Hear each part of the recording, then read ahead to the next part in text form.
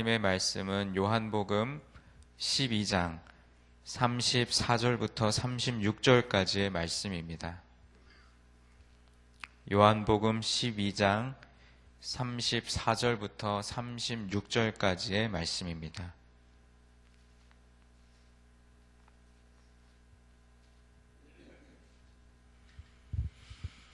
네, 우리 말씀을 다 함께 봉독하시겠습니다. 이에 무리가 대답하되 우리는 율법에서 그리스도가 영원히 계신다 함을 들었거늘 너는 어찌하여 인자가 들려야 하리라 하느냐? 이 인자가 누구냐? 예수께서 이르시되 아직 잠시 동안 빛이 너희 중에 있으니 빛이 있을 동안에 다니어 어둠에 붙잡히지 않게 하라. 어둠에 다니는 자는 그 가는 곳을 알지 못하느니라. 너희에게 아직 빛이 있을 동안에 빛을 믿으라. 그리하면 빛의 아들이 되리라. 예수께서 이 말씀을 하시고 그들을 떠나가서 숨으시니라. 아멘.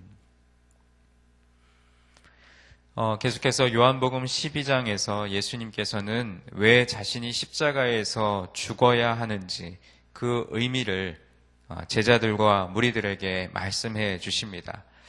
그것을 간단히 요약해 보면 이렇습니다. 먼저는 자신의 죽음은 마치 한 알의 밀알이 땅에 떨어져 썩어지는 것과 같다라고 말씀하셨고, 둘째는 십자가 그 자체는 고난이고 고통이지만 곧 그것은 영광이고 구원이며 또 사단을 결박하는 능력이다라고 말씀을 하십니다. 그리고 셋째로 십자가를 지는 그 죽음을 통해야만 모든 인류가, 모든 사람이 하나님께 나아갈 수 있다라고 말씀을 하셨죠. 그럼에도 불구하고 그곳에 있던 많은 사람은 왜 예수님이 십자가를 져야 하는지 계속 질문을 했습니다. 왜냐하면 자기들이 생각할 때 그것이 메시아로 오신 그 예수님이 십자가를 지셔야 한다는 그 사실이 도통 이해가 되지 않았기 때문입니다. 여러분, 흔히 우리가 이해가 되지 않는 그것을 평행선을 달린다라는 표현으로도 사용을 하는데, 이 예수님의 말씀과 이 제자들의 생각, 그리고 그 당시의 유대인들 또 많은 무리들의 생각이 어떤 합의점을 찾아서 이렇게 모여지는 것이 아니라 계속 평행선을 달리고 있는 겁니다. 예수님은 이 말씀을 하시는데 제자들과 무리들은 또 다른 생각을 하고, 흔히 우리가 동상이몽이라는 표현을 사용하는데 같은 사안을 놓고 다른 생각을 하고 있었기 때문에, 그렇기 때문에 도통 예수님이 하시는 그 말씀이 이해가 되지 않았던 것입니다. 오늘 말씀 34절 말씀을 보니까 이에 무리가 대답하되 우리는 율법에서 그리스도가 영원히 계신다 함을 들었거늘 너는 어찌하여 인자가 들려야 하리라 하느냐? 그 인자는 누구냐? 이 이스라엘 사람들은 이 모세의 율법을 통해서 그리스도가 영원히 함께 계신다, 즉 그리스도는 영원히 존재하는 분으로 믿어왔습니다. 그리고 그분이 이스라엘을 회복시킬 분이라고 믿었습니다. 그러나 이것은 너무 이 이스라엘 백성들의 편에서 바라본 해석이었습니다. 하나님께서 본래 선지자 모세를 통해서 말씀하신 것은 그런 뜻이 아니었는데, 하나님의 뜻을 자기의 뜻대로, 자기의 식으로 해석했고 바꾸어 버렸습니다. 이 율법을 기록한 모세, 그러니까 오늘 34절 말씀에 율법에서 그리스도가 영원히 계신다함을 우리는 들었거든, 그렇게 얘기하는 것은 이 모세의 율법을 그런 뜻이 아니었습니다. 메시아는 이 세상 나라를 위해 존재하시는 분이 아니라 진리의 영으로 오셔서 진리의 나라를 위해 존재한다라고 말씀했습니다.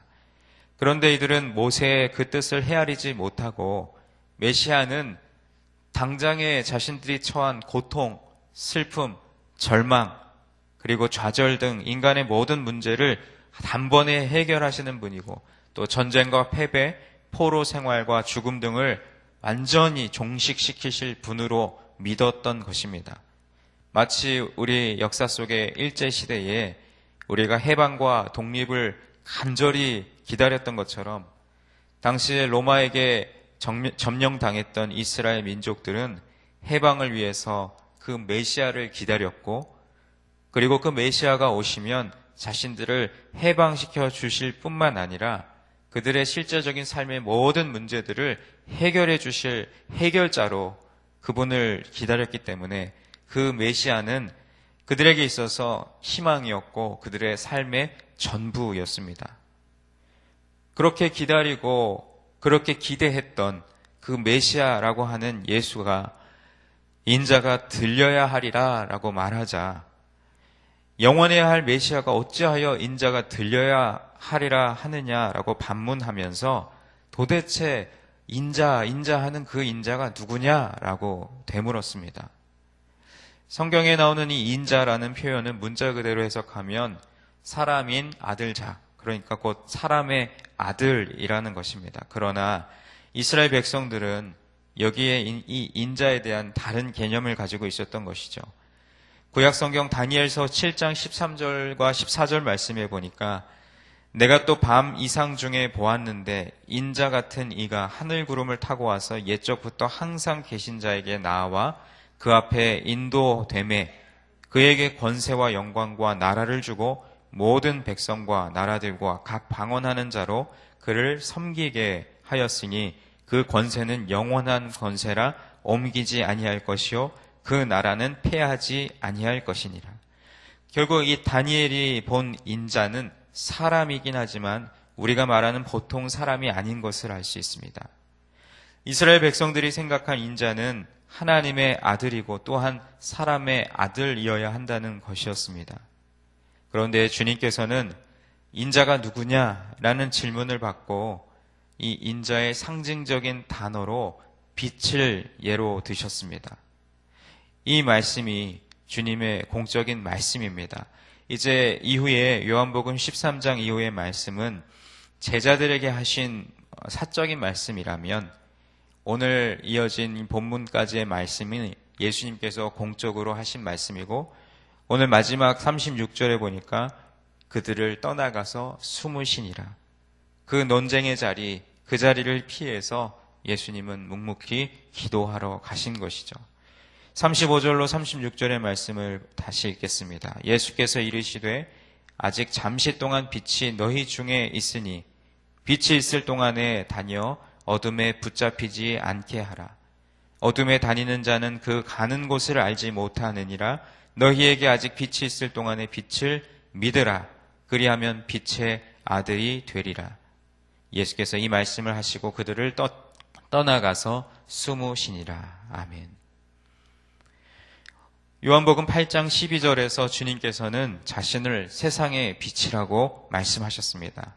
빛이라는 것은 어두움을 밝히는 역할을 합니다. 그러나 여기에서 주님께서 밝히는 빛이라고 말씀하신 것은 단순히 우리가 지금 이렇게 이 공간 안에 불이 환하게 켜져 있는데 이 불이 꺼졌을 때 이 어두움을 밝힐 수 있는 그 빛을 그것을 말하는 것이 아니라 이 원어적인 의미를 살펴보면 그 빛, 그러니까 정관사를 붙여서 그 빛이라고 말씀하신 것입니다. 그러니까 우리가 빛이라고 이야기할 때 어두움을 밝히는 그 빛만을 이야기한 것이 아니라 예수님 그 자체가 빛으로 오셨다라고 표현한 것입니다. 그러니까 그 예수님의 말씀을 오늘 이 35절과 36절 말씀에 한번 대입시켜 보겠는데 이 빛이라는 이 단어에 예수님을 넣어서 그냥 그 빛이라고 하는 그 단어를 예수님이라고 하는 용어로 바꿔서 한번 말씀을 제가 다시 한번 읽겠습니다. 예수께서 이르시되 아직 잠시 동안 예수님이 너희 중에 있으니 예수님이 있을 동안에 다녀 어둠에 붙잡히지 않게 하라. 어둠에 다니는 자는 그 가는 곳을 알지 못하느니라. 너희에게 아직 예수님이 있을 동안에 예수님을 믿으라. 그리하면 예수님의 아들이 되리라. 예수께서 이 말씀을 마치시고 그들을 떠나가서 숨으시니라. 결국 주님께서는 육체의 모습을 입고 잠시 동안 사람들과 함께 하시겠다고 말씀하셨습니다.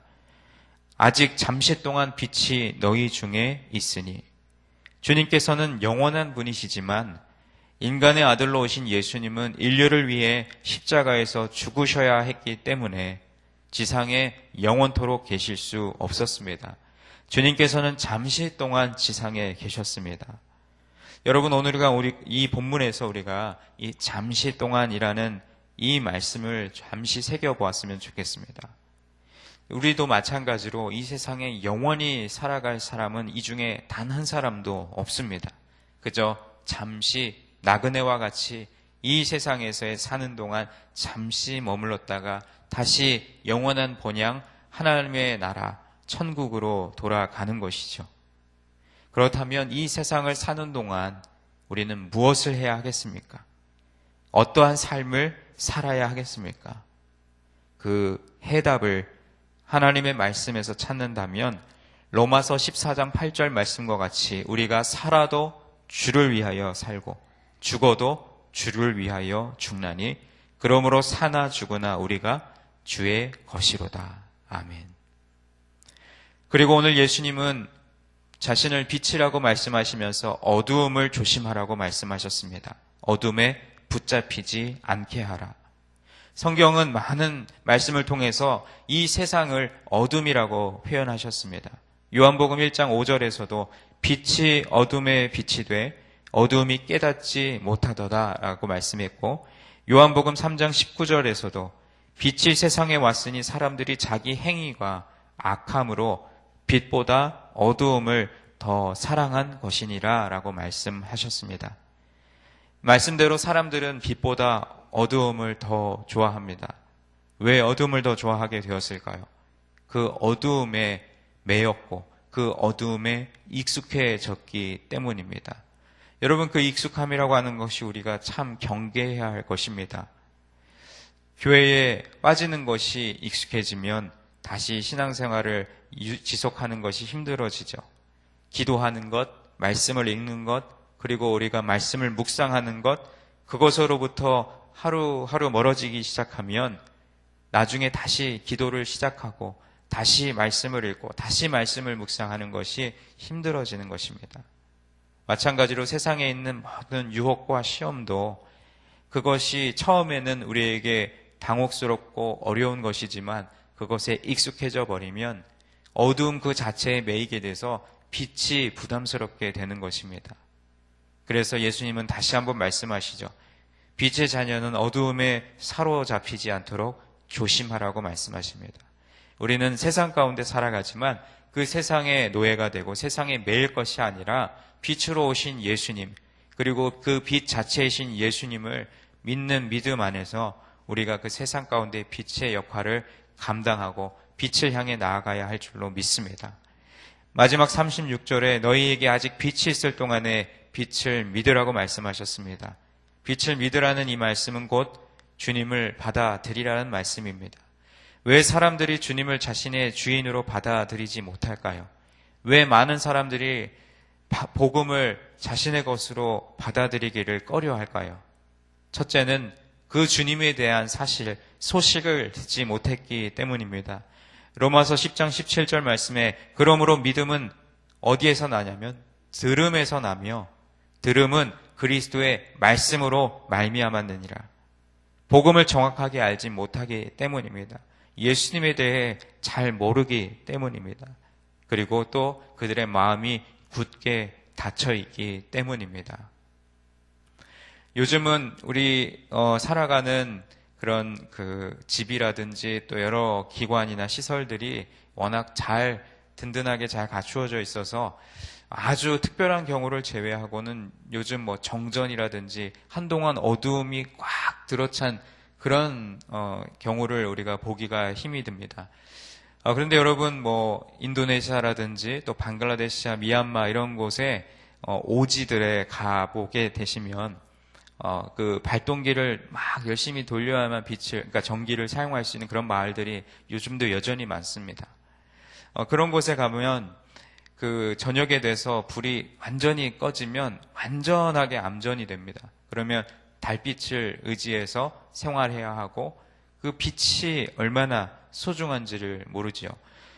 그 어두움을 몰아내는 유일한 방법은 어둠 속에서 다른 것을 찾을 것이 아니라 빛을 찾아야 되는 것입니다.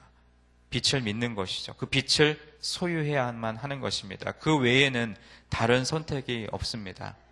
그렇다면 여러분, 우리는 어두움의 종이 아니라, 악한 영의 종이 아니라 참 빛이신 예수 그리스도의 자녀들인 줄 믿습니다. 주님의 자녀답게 살아간다는 것은 어두움에 익숙해지고 어두움에 매여 살아가는 것이 아니라 그 어두운 세상 속에서 빛을 향해 나아가는 것입니다. 빛으로 오신 예수님을 향해 나아가야 한다는 것이죠. 그것이 주님의 자녀답게 세상을 밝히며 살아가는 우리들의 삶의 모습이 되어야 할 줄로 믿습니다.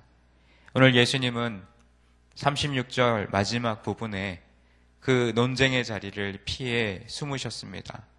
대답할 것이 없어서가 아니라 도무지 주님의 뜻을 이해하지 못하는 무리들을 떠나 잠잠히 하나님 아버지께서 맡기신 사명을 위해 묵묵히 자신의 길을 걸어가신 것입니다.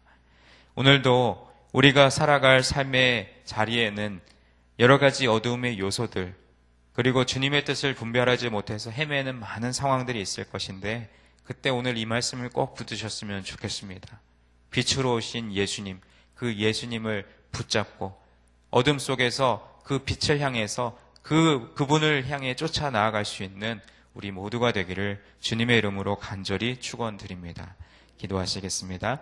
하나님 아버지, 우리에게 어둠 가운데 매여 있을 때 빛을 보내주셨고, 그 빛이 영원토록 우리 곁에 있는 것이 아니라 잠시 동안 이 세상에 계시고 다시 사명을 향해 나아가신다라고 하는 예수님의 그 말씀을 그 당시에 많은 사람들은 이해하지 못했고 또 이해하고 싶어 하지도 않았고, 예수님이 메시아로 오셔서 자신들의 매여있는 모든 삶의 어려움들을 완전히 해결할 분으로 그렇게 예수님을 생각했기 때문에 예수님이 이 땅에 오셔서 잠시 동안 머물렀다가 십자가를 지신다라는 사실을 그들은 이해할 수 없었고 이해하고 싶어 하지 않았습니다.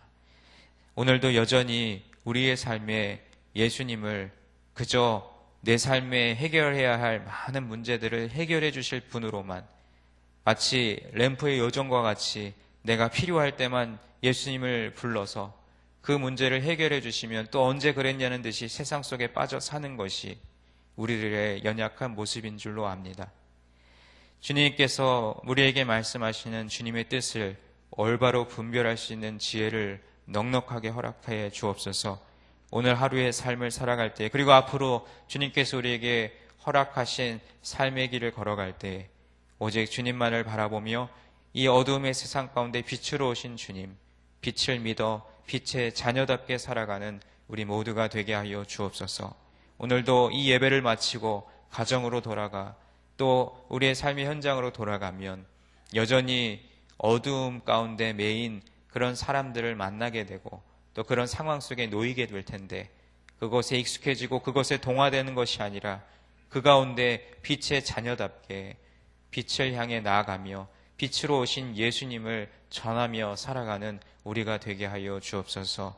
오늘도 이 말씀 우리 마음에 깊이 묵상하고 품고 하루의 삶을 살아갈 때 주님과 동행하며 살아가는 우리 모두가 되게 하여 주옵소서. 우리의 예배를 받으시는 주님께 감사와 영광을 올려드리며 예수 그리스도의 이름으로 기도드립니다. 아멘. 교육에 대한 공동기도문을 함께 교독하며 기도하시겠습니다. 10년, 20년, 아니 주님 재림하실 때까지 내다보며 다음 세대를 사랑으로 품고 세워가게 하옵소서.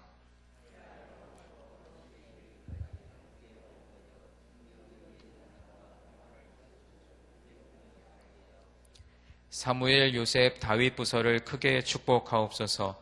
청년부 싱크를 특별히 힘차게 하옵소서. 다음 세대를 아끼며 기도와 섬김으로 길러내게 하옵소서. 교회와 사회의 미래를 말씀으로 열어가게 하옵소서. 아멘. 주기도문 하시겠습니다. 하늘에 계신 우리 아버지, 아버지의 이름을 거룩하게 하시며 아버지의 나라가 오게 하시며 아버지의 뜻이 하늘에서와 같이 땅에서도 이루어지게 하소서. 오늘 우리에게 일용할 양식을 주시고 우리가 우리에게 잘못한 사람을 용서하여 준 것 같이 우리 죄를 용서하여 주시고 우리를 시험에 빠지지 않게 하시고 악에서 구하소서. 나라와 권능과 영광이 영원히 아버지의 것입니다. 아멘. 함께 드릴 기도 제목입니다. 지금 들은 말씀이 내 삶으로 이어지게 하옵소서. 올해 우리 교회에 주신 말씀 요한복음 4장 24절을 붙들고 온전한 예배를 회복하게 하옵소서. 또 곧 이어질 또 토요 묵상 카페를 통해 말씀을 깊이 묵상하고 살아내는 성도들이 많아지게 하옵소서. 미국 시애틀 리노드에 세워진 로고스 라이프 교회 및 미션 센터를 축복하옵소서. 10월 22일부터 27일까지 예정된 꿈새 한가을 말씀을 사모하며 미리 기도로 준비하게 하옵소서. 각 교구 공동체장 사역이 잘 자리매김하여 실제적인 목양이 이루어지게 하옵소서. 교육기관 목회자들과 선생님들이 기도와 말씀으로 다음 세대를 길러내게 하옵소서. 오늘 또 여러 가지 일정 속에 이교구 드보라 찬양대 예배부의 단합대회 그리고 안수집사회와 남전도 연합회의 국내 성지순례 일정이 안전한 가운데 순조롭게 진행되게 하옵소서. 그 외에 여러분 각자가 가지고 나오신 여러 가지 기도의 제목들 자유롭게 기도하시고 삶의 자리로 나아가시겠습니다. 하나님 아버지 감사합니다. 오늘도 우리를 새벽 예배 자리로 불러주시고 하나님의 말씀을 읽고 또 듣고 또 마음에 품게 하시니 감사합니다. 하나님, 이 말씀이 오늘 하루를 살아갈 우리의 영적인 또 영양분이 되게 하셔서 하나님께서 우리에게 허락하신 삶의 시간들을 걸어가며 오직 주의 말씀을 따라 살아가는 우리가 되게 하여 주시옵소서. 오늘 이 본문 말씀을 통해